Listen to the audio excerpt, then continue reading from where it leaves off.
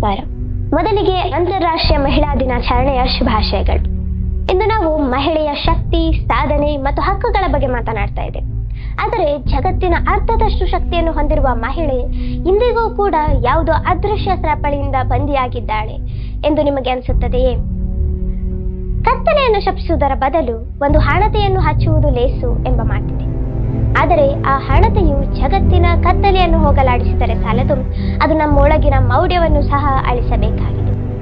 Doctor Vasundhara ಭೂಪತಿ ರವರ ಮಹಿಳೆ ಮತ್ತು ಮೌಢ್ಯ ಕೃತಿಯು ಜಗತ್ತಿನಲ್ಲಿ ಮಹಿಳೆಯ ಬಗ್ಗೆ ಸಮಾಜದಲ್ಲಿ ಉಂಟಾಗಿರುವ ತಪ್ಪು ಕಲ್ಪನೆಗಳು ಮತ್ತು ಅಜ್ಞಾನದ ಬಗ್ಗೆ ವಿಶ್ಲೇಷಿಸುತ್ತದೆ. ಈ ಕೃತಿಯಲ್ಲಿ ಲೇಖಕಿ ಕೇಳ್ತಾರೆ, ಜಗತ್ತಿನಲ್ಲಿ ಮಹಿಳೆಯು ಪುರುಷನಿಗಿಂತ ಕಡಿಮೆ ಎಂಬ ಕಲ್ಪನೆ ಯಾರು ಹುಟ್ಟಿ ಹಾಕಿಸಿದರು? ಶತಮಾನಗಳಿಂದಲೇ ಹೆಣ್ಣನ್ನು ದೇವತೆ ಎಂದು ಪೂಜಿಸುತ್ತಿದ್ದಾರೆ. ಆದರೆ ಅದೇ ಸಮಯದಲ್ಲಿ ಅವಳಿಗೆ ಸ್ವಾತಂತ್ರ್ಯವನ್ನು ನಿರಾಕರಿಸಲಾಗಿದೆ. ಸಮಾಜದಲ್ಲಿ ಮಹಿಳೆಯರನ್ನು ಗೌರವಿಸುವಂತೆ ಕಾಣಿಸಿಕೊಂಡರೂ ನಿಜವಾದ ಗೌರವ ಮತ್ತು ಸಮಾನತೆ ಅವಳಿಗೆ ದೊರೆಯುತ್ತಿಲ್ಲ. ಮಹಿಳೆಯು ಮೌಢ್ಯಕ್ಕೆ ಶರಣಾಗುವುದಕ್ಕೆ ಅಜ್ಞಾನ ಕಾರಣವಲ್ಲ, ಬದಲಿಗೆ ಅಭದ್ರತೆ ಕಾರಣವಾಗಿದೆ. ನಿರ್ಧಾರಗಳನ್ನು ತೆಗೆದುಕೊಳ್ಳುವಲ್ಲಿ ಅವಳಿಗೆ ಸ್ವಾತಂತ್ರ್ಯವಿಲ್ಲದ ಕಾರಣ ಅವಶ್ಯಕವಾಗಿ ಯಾವುದೋ ಒಂದು ಅದೃಶ್ಯ ಶಕ್ತಿಯ ಮೊರೆ ಹೋಗಬೇಕಾಗಿದೆ. ಧರ್ಮ ಮತ್ತು ಸಂಪ್ರದಾಯದ ಹೆಸರಿನಲ್ಲಿ ಪುರುಷ ಪ್ರಧಾನವಾದ ಸಮಾಜವು ಮಹಿಳೆಯರ ಮೇಲೆ ಹೆಚ್ಚು ಕಟ್ಟುಪಾಡುಗಳನ್ನು ಹೇರಿದೆ.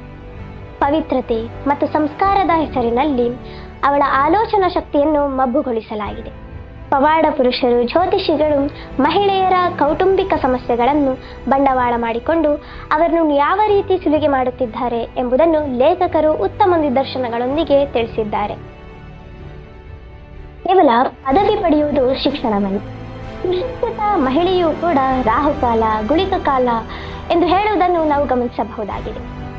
ನೈಜ ಶಿಕ್ಷಣವು ಮನುಷ್ಯರಲ್ಲಿ ಪ್ರಶ್ನಿಸುವ ಮನೋಭಾವನೆಯನ್ನು ಬೆಳೆಸಬೇಕು ಎಂಬುದು ಲೇಖಕಿಯ ಆಶಯವಾಗಿದೆ. ಕುಟುಂಬದಲ್ಲಿ ತಾಯಿಯೇ ಮೌಢ್ಯದ ವಾಹಕವಾಗಿರಬೇಕಾದರೆ ಅವರ ಮುಂದಿನ ಪೀಳಿಗೆ ಅಂದರೆ ಅವರ ಮಕ್ಕಳಿಗೂ ಸಹ ಅದು ವರ್ಗಾವಣೆಯಾಗುವುದು ಸಹಜವಾಗಿದೆ. ಮಹಿಳೆ ಮತ್ತು ಮೌಢ್ಯ ಕೃತಿಯು ನಮಗೆ ಕಲಿಸುವ ಪಾಠ ಒಂದೇ: ಯಾರೋ ಹಚ್ಚಿದ ದೀಪದ ಬೆಳಕಿನಲ್ಲಿ ನಡೆಯುವುದಕ್ಕಿಂತ ನಮ್ಮೊಳಗಿನ ವಿಚಾರ ಶಕ್ತಿಯ ಬೆಳಕಿನಲ್ಲಿ ನಡೆಯುವುದು ಶ್ರೇಷ್ಠ.